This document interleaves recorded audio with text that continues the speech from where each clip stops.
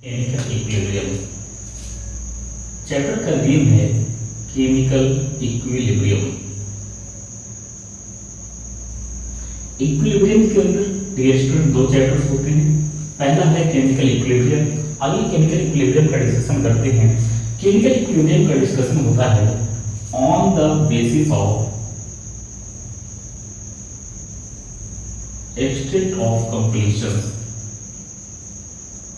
extent of completions completions के behalf पर reaction जो होती है स्टूडेंट ये दो क्लास के अंदर क्लासिफाई होती है। पहली होती है dear student irreversible reaction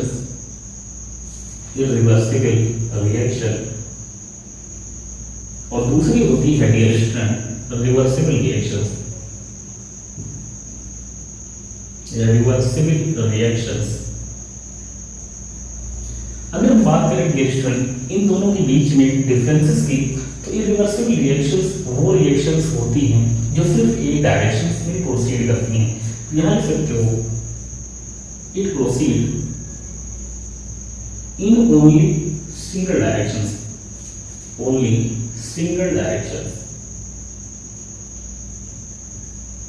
single directions का मतलब होता है डियर स्टूडेंट ये प्रोसीड करेंगे from reactant to product.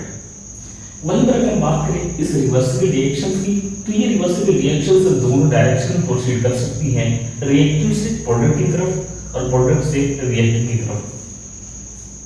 It proceed in both direction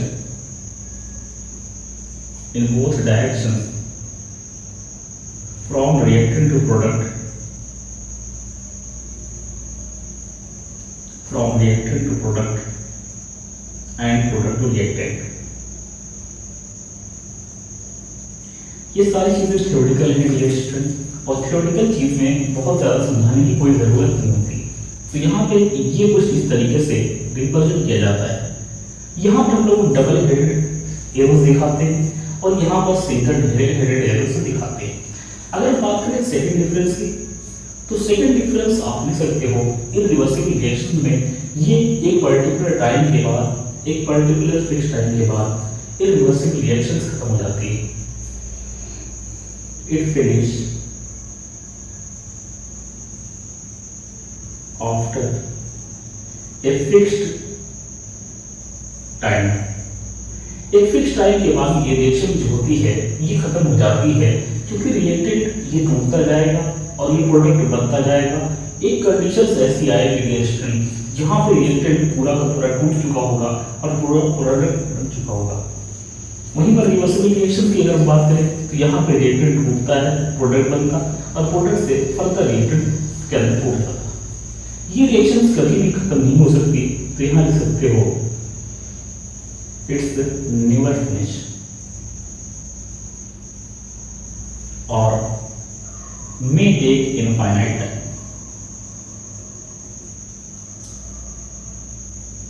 तो ये था कुछ बेसिक डिफरेंस इरिवर्सिबल रिएक्शंस और रिवर्सिबल रिएक्शंस के अंदर। आगे हम बात करते हैं इनके एग्जांपल। देखिए इनके एग्जांपल की अगर हम बात करें डियर स्टूडेंट, तो इरिवर्सिबल रिएक्शंस का पहला एग्जांपल होता है कंबशन रिएक्शन। जितनी भी कंबशन रिएक्शंस होती हैं वो सब आती हैं इरिवर्सिबल रिएक्शंस के अंदर। तो पहला एग्जांपल है इरिवर्सिबल ऑल कंबशन रिएक्शन। मैंने क्या किया, मैग्नीशियम को जलाया है इन प्रेजेंस ऑफ ऑक्सीजन और यहाँ पर फॉर्मेशन हुआ है मैग्नीशियम ऑक्साइड का। ये रिएक्शन जो होती है reaction this is irreversible reactions.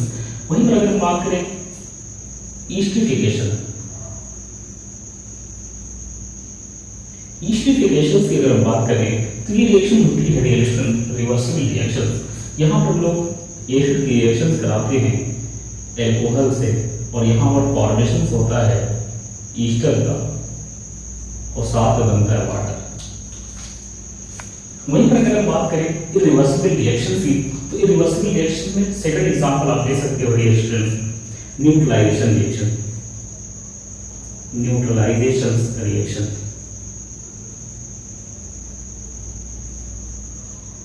Neutralisation reaction क्या होती है? न्यूट्रलाइजेशन रिएक्शंस हम उन्हें बोलते हैं डियर स्टूडेंट जहाँ पे स्ट्रॉन्ग एसिड होता है उसकी रिएक्शंस कराते हैं स्ट्रॉन्ग एसिड। यहाँ पे लिख सकते हो reactions between strong acid and strong base. यहाँ पर मैंने रिएक्शंस कराया है स्ट्रॉन्ग एसिड की स्ट्रॉन्ग बेस से, तो यहाँ पर फॉर्मेशन हुआ है किसका?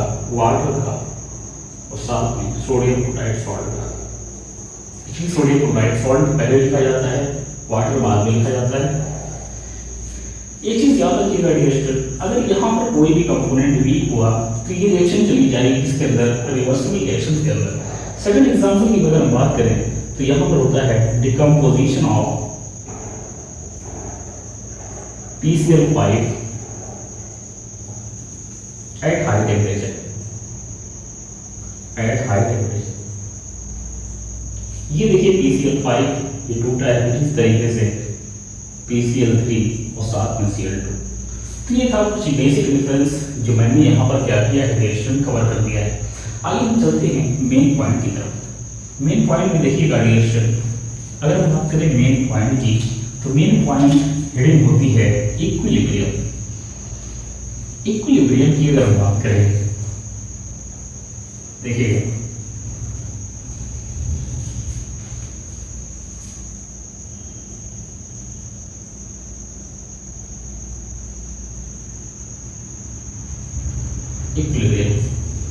इक्विलिब्रियम एक ऐसा पॉइंट होता है डियर स्टूडेंट जहां पर रेट ऑफ फॉरवर्ड और रेट ऑफ बैकवर्ड ये आपस में बराबर हो जाती हैं।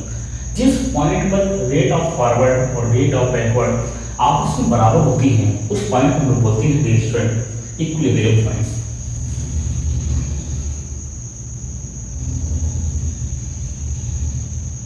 Rate of forward become equal to rate of backward।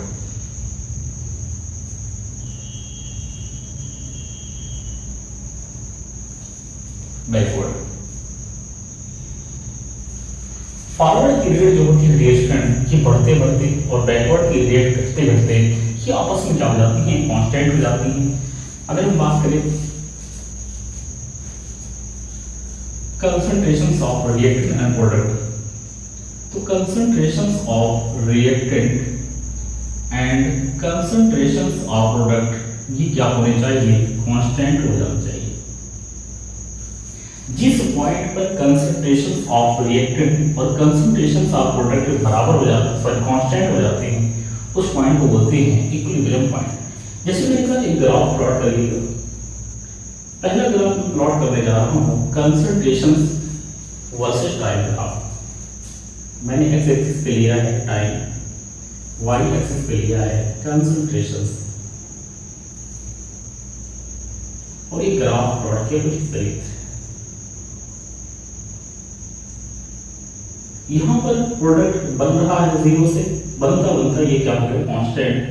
तो ये कंसंट्रेशन हो गई है प्रोडक्ट की, और यहाँ पर रिएक्टेंट ये टूट रहा है, ये कंसंट्रेशन हो गई है रिएक्टेंट की, और जिस पॉइंट पर ये कांस्टेंट हो गए हैं उस पॉइंट को हम लोग बोलते हैं रिएक्शन इक्विलिब्रियम पॉइंट। वहीं अगर हम बात करें रिएक्शन दूसरे ग्राफ की, देखिएगा दूसरा ग्राफ जो है ये भी कंसंट्रेशन वर्सेस टाइम ग्राफ है। यहां पर देखिएगा प्रोडक्ट बन रहा है, कांस्टेंट हो गया, और रिएक्टेंट घट रहा है, कांस्टेंट हो गया। तो जिस पॉइंट पर ये दोनों आपस में बराबर हो रहे हैं उस पॉइंट को हम लोग बोलते हैं इक्विलिब्रियम पॉइंट। इस पॉइंट पर इक्विलिब्रियम पॉइंट आया है, ये किसका है? तो ये है प्रोडक्ट का और ये है रिएक्टेंट का। इस तरीके से आप अगर हम बात करें रेट ऑफ फॉरवर्ड और रेट ऑफ बैकवर्ड की, तो रेट ऑफ फॉरवर्ड और रेट ऑफ बैकवर्ड की अगर हम बात करें